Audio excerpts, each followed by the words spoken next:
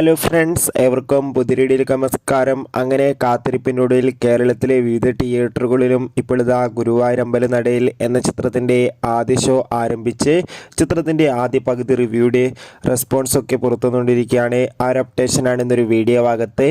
വീഡിയോയിലേക്ക് വരുമ്പോൾ video like ചെയ്യുക, ചാനൽ സബ്സ്ക്രൈബ് ചെയ്യാൻ വേണ്ടി ശ്രമിക്കുക.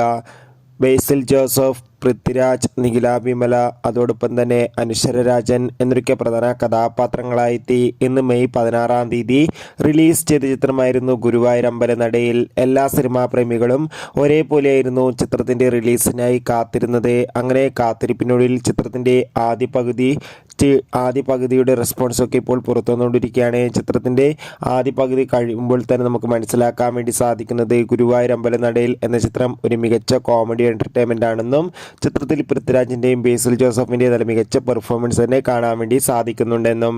എന്തായാലും കാത്തിരിക്കാം കൂടുതൽ അപ്ഡേറ്റിനായി. Bye bye.